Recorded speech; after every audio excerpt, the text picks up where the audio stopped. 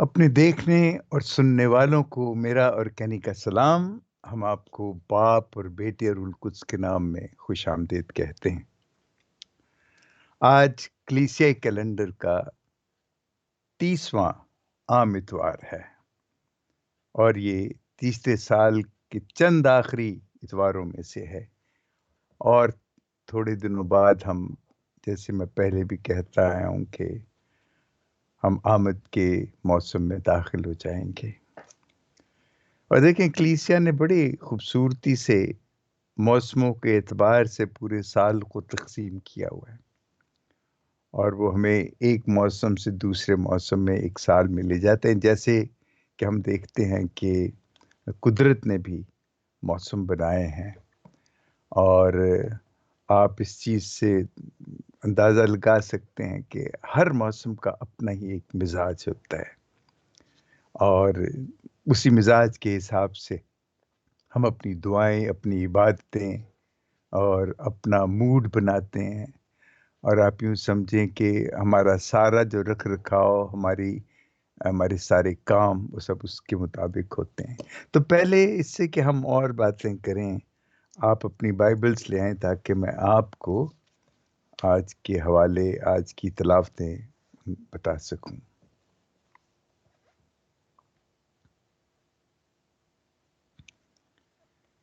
आज की पहली तिलावत है यीशु बिन सिराख, उसका 35वां बाब 12 से 14, 12वीं आयत से 14वीं आयत तक और 16वीं आयत से 18वीं आयत तक। खुदावंद गरीबों की दुआ सुनता है। आज का ज़बूर है ज़बूर नंबर 34। इसकी दूसरी और तीसरी आयत, फिर 17वीं और 19वीं आयत। और मैं आपसे यही दरखास्त करूंगा कि आप पूरा ज़बूर पढ़िए। और दूसरी तिलावत है दूसरा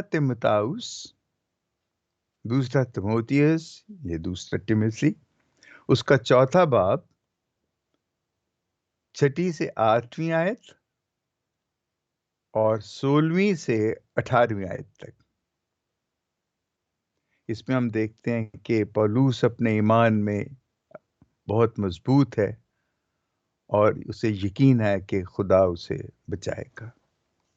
और आज की इंजील जलील है मुकद्दस लूका के मुताबिक, उसका 18वां बाब 9वीं आयत से लेके 14वीं आयत तक। 18वां बाब 9वीं आयत से 14वीं आयत तक। तो सुनिए उसमें क्या लिखा है।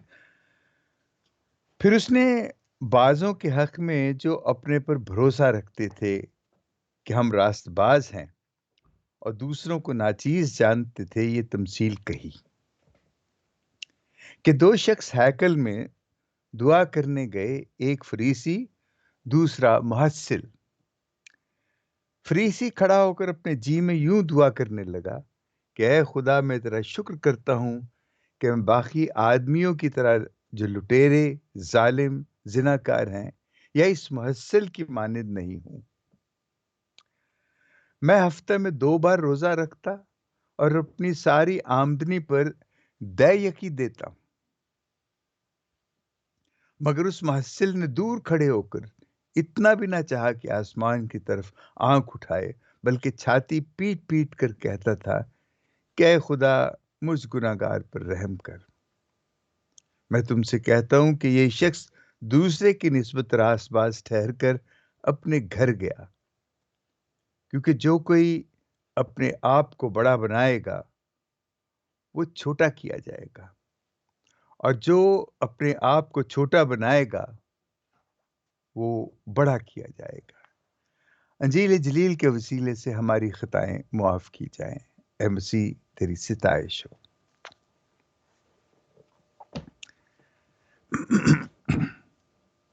आज पता नहीं क्यों,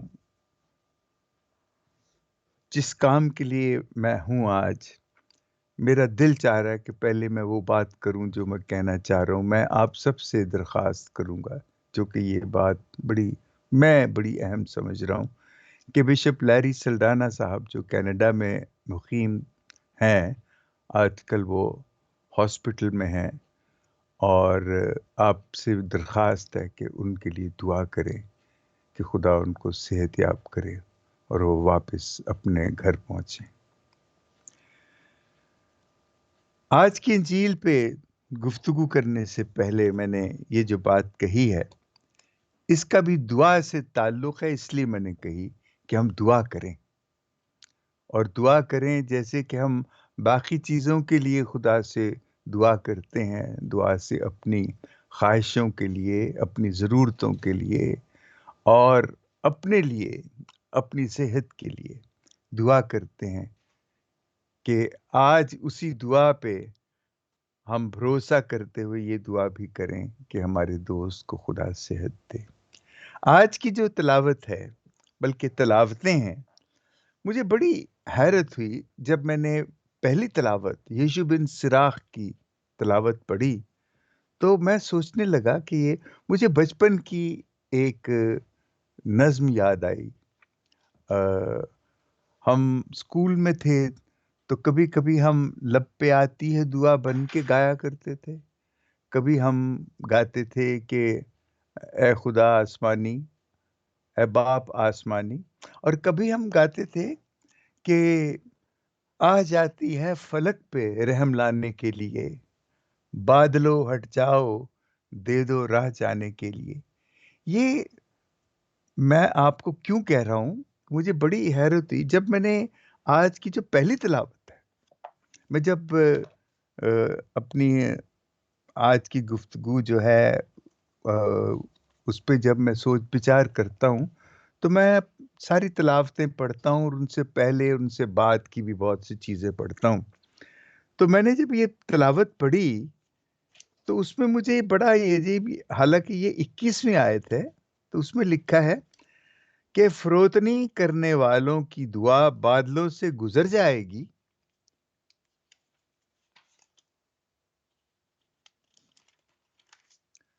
اور قرار نہ پکڑے گی جب تک کہ خدا کے نزدیک نہ پہنچے، اور اس وقت تک نہ پلٹے جب تک کہ حق تعالیٰ مہربانی نہ کرے اور عدالت سے حکم نہ فرمائے اور فتویٰ جاری نہ کرے۔ یعنی فروتنی کرنے والوں کی دعا بادلوں سے گزر جائے گی، وہ میں آہ جاتی ہے فلک پہ رحم لانے کے لیے، بادلوں ہٹ جاؤ دے دو راہ جانے کے لیے۔ تو یہ شعر اصل میں آغا حشر کاشمیری صاحب کا ہے، مرحوم کا۔ آغا حشر کاشمیری یہ اسی شہر سے تعلق رکھتے ہیں جس سے بسم اللہ خان، جو شہنائی نواز، دنیا کے بہت بڑے مانے ہوئے شہنائی نواز ہیں، وہاں کے آغا حشر کاشمیری بھی وہیں کے تھے، ان کے آباء و اجداد وہاں کے آباد ہوئے۔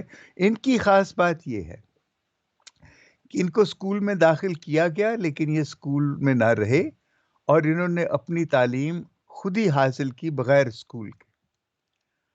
اور ان کے بارے میں جو حقیقت ہے وہ بڑی عجیب و غریب اور زبردست ہے، کہ انہوں نے شیکسپیئر کے تمام ڈرامے جو ہیں ان کو اردو میں منتقل کیا، اور بہت سی اسٹیجوں پر ان کو کھیلا گیا۔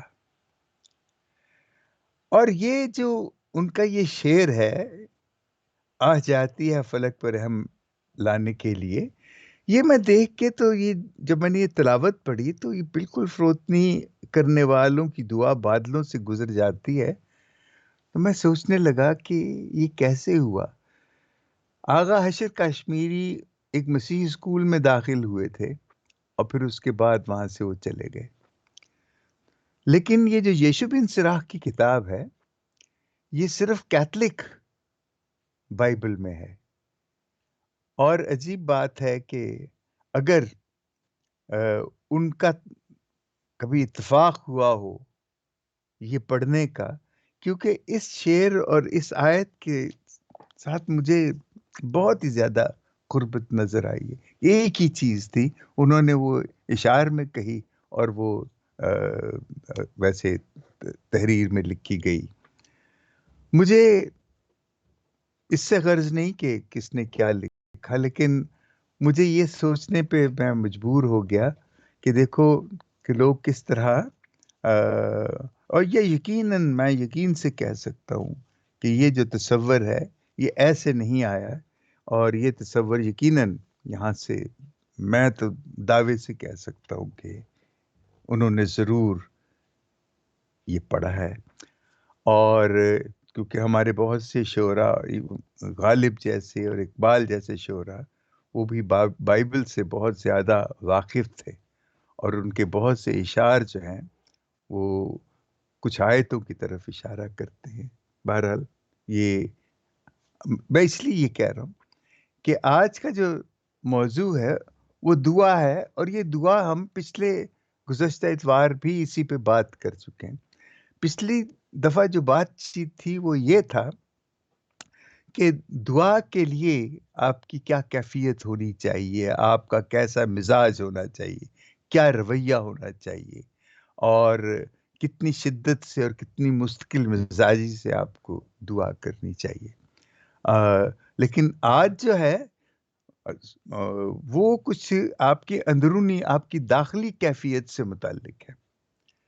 دیکھیں، دعا تو ہم کرتے ہیں اپنی ضرورتوں کے لیے، اور اپنی خواہشوں کے لیے، اور دوسروں کے لیے بھی کہ خدا انہیں خوش رکھے، صحت مند رکھے، یعنی بھلائی کے لیے ہم دعا کرتے ہیں۔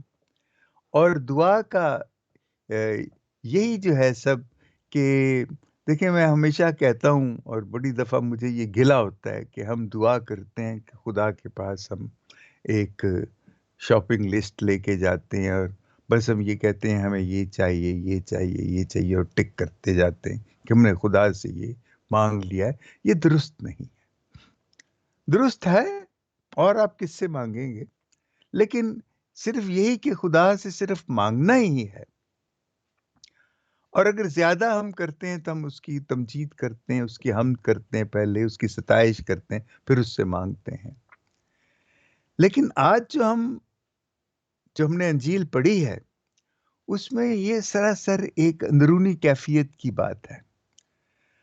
دو شخص آتے ہیں، ایک فریسی ہے، ایک محصل ہے۔ دیکھیں، فریسی جو تھے یہ بڑے اپنے آپ کو نیک سمجھتے تھے، شریعت پہ چلنے والے سمجھتے تھے، اور جیسے بھی آپ نے سنا کہ وہ کہتا ہے کہ میں تو دعا کرتا ہوں، میں نہ لٹیرا ہوں، نہ ظالم ہوں، نہ زناکار ہوں، نہ اس محصل کی مانند ہوں، میں ہفتے میں 2 بار روزہ رکھتا ہوں، اور اپنی دیکی دیتا، اپنی آمدن پر دیکی دیتا ہوں، مگر یہ محصل جو ہے، اب دیکھیے یہ اتنا بڑا کیوں ہمیں فرق نظر آتا ہے، اور وہ جو فریسی ہے وہ اس فرق کو بڑا اجاگر کرتا ہے۔ وہ اصل میں کیا کر رہا ہے کہ وہ اس محصل سے، اس محصول لینے والے سے حقارت کا اظہار کر رہا ہے۔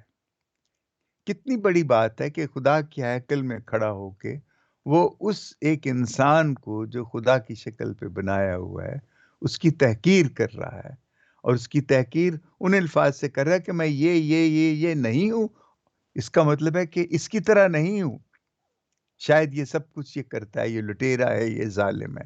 اب دیکھیے، فقی فریسی جو تھے اور جو عالم دین تھے، یہ اپنے آپ کو بڑا کٹر یہودی سمجھتے تھے، اور اس کے مقابلے میں یہ جو محصل تھے، جو محصول لینے والے، یہ بھی یہودی ہی تھے، لیکن یہ ایسے یہودی تھے کہ جو شمالی حکومت جو تھی، جب آپ دیکھیں ہر بار ہمیں اس حقیقت، اس تاریخ میں جانا پڑتا ہے کہ ایک وقت آیا تھا جب اسرائیلیوں کی تقسیم ہو گئی، یہ سلیمان بادشاہ کے بیٹے کے وقت میں ہوا تھا، اور وہ تقسیم ہوئی کہ ایک نارتھ کی، ایک شمال کی حکومت بن گئی، وہ 11 قبیلے، 10 قبیلے ایک طرف تھے، اور 2 قبیلے جو تھے وہ یعقوب کے، وہ یہودا اور اس کے ساتھ بنیامین، وہ ایک طرف تھے۔ تو یہ ان کے درمیان بڑا سخت ہوا، یہ کہ جو شمال کے قبیلے تھے ان کو وہ بہت زیادہ ان پہ ظلم ہوتا رہا، اور وہ مصریوں اور اسرائیلی اور اسیریوں کے کی قید میں رہے، ان کے اثر میں رہے، ان کے قبضے میں رہے۔ تو وہ سال ہر سال وہ ان کے ساتھ رہے، یہاں تک کہ وہ یہودیوں کی اپنی جو روایات تھیں، اپنی جو شریعت تھی، اپنی جو عبادت کا طریقہ تھا، آہستہ آہستہ اس میں وہ ملاوٹ لاتے رہے، اور ان میں وہ خالصتاً جو یہودیت تھی اس کا اثر کم ہو گیا۔ اس لیے جو جنوب کے، جو یہودا کے قبیلے کے لوگ تھے، وہ اس چیز کو بڑی شدت سے، بڑی نفرت کی نگاہ سے دیکھتے تھے، اور ان کو کمتر یہودی کہتے تھے۔ نہ صرف کمتر یہودی کہتے تھے، بلکہ ان کو انسان ہونے کا حق بھی نہیں دیتے تھے۔ اور یسوع نے جب اپنی تعلیم شروع کی تو یسوع نے اپنی تعلیم انہی بھٹکے ہوئے انہی لوگوں سے شروع کی کہ جو دھتکارے ہوئے تھے، جن کو، اور آپ نے دیکھا ہے کہ جیسے وہ 10 کوڑیوں کی یسوع ان کو پاک کرتا ہے، تو ایک جو واپس آتا ہے وہ سامری ہے، پھر نیک سامری کی کہانی ہے، اور پھر وہ سامری عورت سے پانی بھی پیتا ہے، اور اس کو پانی کی اس سے وہ، یہ ساری چیزیں بتانے کے لیے یسوع یہ کہتا ہے کہ وہ جو سامری جن کو آپ لوگ نفرت کی نگاہ سے دیکھتے ہو، وہ اصل میں وہی خدا کے زیادہ برگزیدہ ہیں۔ کیوں؟ اس لیے کہ جو آج کی ہم یہ تمثیل پڑھتے ہیں، اس میں آپ دیکھیں کہ فریسی جو ہے وہ کس قدر اعتبار کے ساتھ، اعتماد کے ساتھ، اعتقاد کے ساتھ خدا سے مخاطب ہے۔ دعا اس نے کیا کرنی، وہ خدا سے مخاطب ہے، اور اس سے وہی کہہ رہا ہے کہ یہ میں کرتا ہوں، اور میں بالکل نیک آدمی ہوں، تیرے سامنے کھڑا ہوں، اور ظاہر ہے تیری تمام برکت جو ہے وہ میرے لیے ہے۔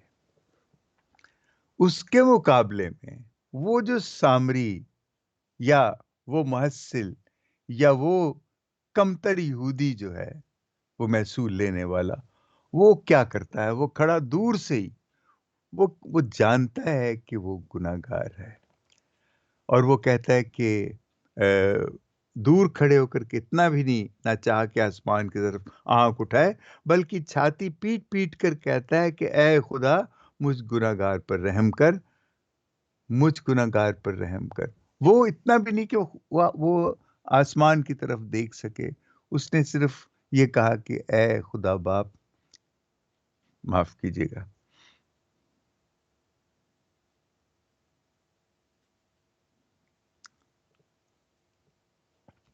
مجھے معاف کر، کیونکہ میں گناہگار ہوں، مجھ پہ رحم کر۔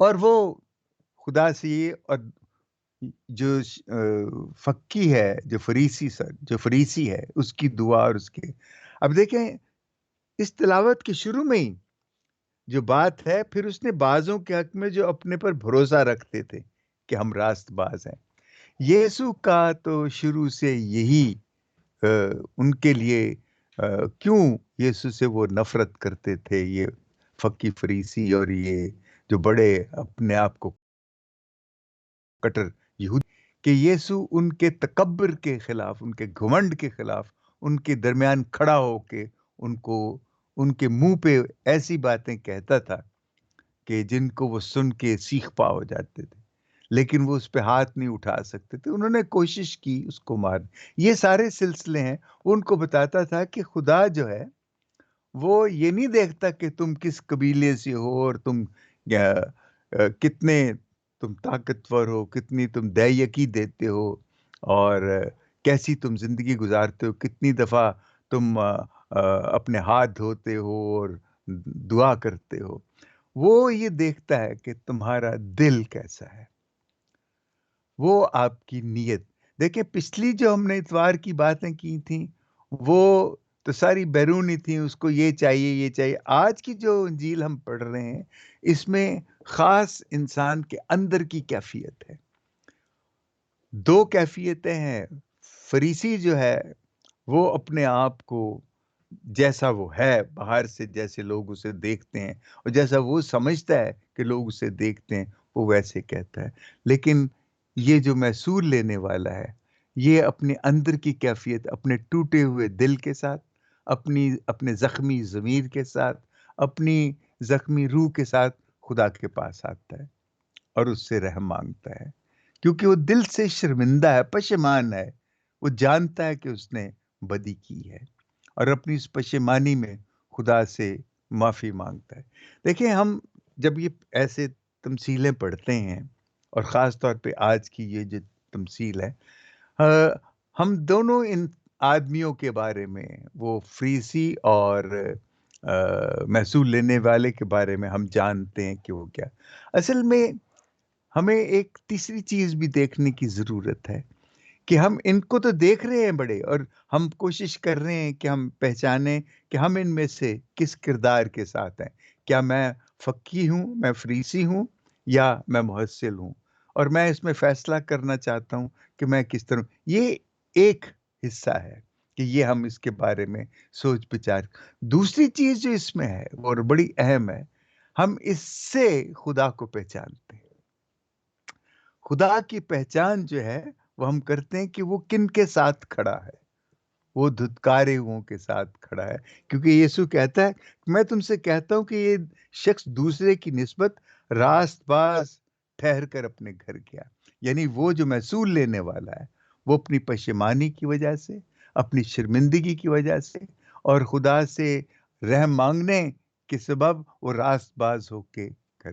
تو یہی یسوع تو کہہ گیا، لیکن ہمارے لیے تو یہی ہے کہ ہماری جو ہمارا جو رویہ ہے اصل میں وہ کیا ہونا چاہیے جب ہم دعا کرتے ہیں۔ اس لیے جیسے میں کہتا ہوں کہ یہ جو ہم خدا سے مانگتے ہیں وہ سب ٹھیک ہے، مانگنا چاہیے، اس سے نہیں مانگیں گے تو ہم کہاں جائیں گے۔ اور پھر دوسرا یہ ہے کہ ہمارے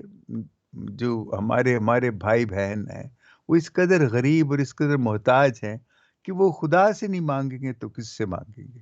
وہ سمجھتے ہیں کہ خدا ہی سب کچھ دیتا ہے، ان کا یہ ایمان ہے، تو میں کہتا ہوں وہ مانگیں، وہ کریں دعا، خدا سے مانگیں۔ لیکن سب سے بڑی چیز جو اس میں جو آج ہم پڑھتے ہیں، کہ اپنی نیت، اپنے دل کو بھی خدا کے آگے پیش کریں، اور یہ بھی دیکھیں کہ اگر میں یہ سب چیزیں حاصل نہیں کر سکا تو اس میں کچھ میری کوتاہی بھی ہے، شاید میری کم علمی ہے، میرے غیر ہنرمند ہونا ہے، میری تعلیم کی کمی ہے، ایسی بہت سی چیزیں ہیں، اور میں نے اپنے حق کے لیے کھڑا ہونا نہیں سیکھا، اور میں نے ہمیشہ اس چیز پہ، اور یہ ہمارا ایک رویہ ہے کہ ہم جو بینیفٹس ہوتے ہیں ہم ان پہ زیادہ انحصار کرتے ہیں، اور حق کے لیے، رائٹ کے لیے ہم کم کھڑے ہوتے ہیں۔ یہ رویہ ہے ہمارا، ہماری ملک کی سیاست بھی، ہمارا وہ بھی یہی ہے کہ لوگ اس شخص کے پیچھے جائیں گے جو ان کو رعایتیں دیتا ہے، جو ان کو بینیفٹس دیتا ہے۔ اس شخص کے پیچھے جاتے ہوئے ان کو سمجھ نہیں آتی کہ یہ کیا ہے، یہ تو ہمیں حق کی بات کر رہا ہے، تو ہمیں پھر سڑک پہ جا کے احتجاج کرنا اور لڑنا ہوگا اپنے حق کے لیے۔ یہ ہم سے نہیں ہوتا۔ سب سے آسان ہے، جو دے سکتا ہے، جس کے پاس ہے، ہم اس کا ساتھ دیں اور اپنی ضرورتیں پوری کریں۔ یہ بات جو ہے یہ صحیح نہیں ہے۔ حق کے لیے کھڑے ہونا یہ خدا چاہتا ہے، اور جب تک ہم حق کے لیے کھڑے نہیں ہوں گے ہماری حالت نہیں بدلے گی، اور ہماری حالت نہیں بدلے گی تو ہم محتاج رہیں گے، اور جب ہم محتاج رہیں گے ہم کمزور رہیں گے، اور ہماری دعائیں بھی محتاجی کی دعائیں ہوں گی۔ وہ دعا نہیں ہوگی کہ اے خدا میں پشیمان ہوں کہ میں نے تیرا گناہ کیا ہے، میں نے یہ گناہ کیا ہے۔ وہ دعا اس وقت آئے گی جب آپ سمجھ لیں گے کہ میں اپنے حق کے لیے کھڑا ہوں، کیونکہ یہ دعا آسودگی سے آتی ہے۔ جب انسان آسودہ ہو جاتا ہے، جب اس میں آسودگی آ جاتی، تو وہ یہ دعا کرتا ہے خدا سے کہ اے خدا، پھر وہ اپنے دل کو دیکھنے لگتا ہے، اپنے ضمیر کو پہچاننے لگتا ہے، اور پھر وہ دیکھ کے تو بتاتا ہے، محسوس کرتا ہے کہ میں نے یہ ٹھیک نہیں کیا۔ اور یہ جب وہ دعا کرتا ہے تو خدا کو ایک ٹوٹا ہوا دل سب سے زیادہ پسند ہے۔ ایک ایسا ضمیر جو زخمی ہے اور وہ خدا کے سامنے جا کے تڑپتا ہے، تو خدا اس کو بہت بہت پیار سے اپنے ہاتھوں میں لے لیتا ہے، اور اس کو تندرست، اس کو صحت یاب کرتا ہے۔ دعا یہی ہے کہ ہم خدا کے ساتھ اپنا رشتہ جو ہے اس کو کیسے قائم کرتے ہیں، اور رشتہ قائم کرنے کے لیے آپ کو اپنی اصلیت दूसरे को देना और उसकी असलियत को लेना। ये जो असलियत अपनी ज़ात का जब हम वो करते हैं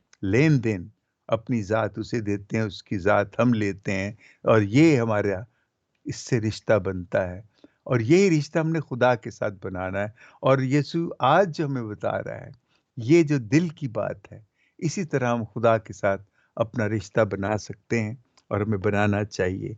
और बगैर इस रिश्ते के हमारी ज़िंदगी जो है वो आसान नहीं हो सकती। गरीब हो के भी हम आसूदा रह सकते हैं, और अमीर हो के भी हम गैर आसूदा रह सकते हैं। ये सब खुदा की देन है, और उससे दुआ करने का एक सलीका है, एक तरीका है, और अपनी नीयत को खुदा के हवाले करने का एक ज़रिया है कि जब हम ऐसे सोच लेते हैं तो हम अपने आप को खुदा के सुपुर्द कर देते हैं। इस पे हम बहुत सी बातें कर सकते हैं, लेकिन ऑलरेडी काफ़ी बड़ी लंबी गुफ्तगू हो गई है। खुदावंद आप सबको बरकत दे, बाप और बेटे और उल कुद्स के नाम में, आमीन।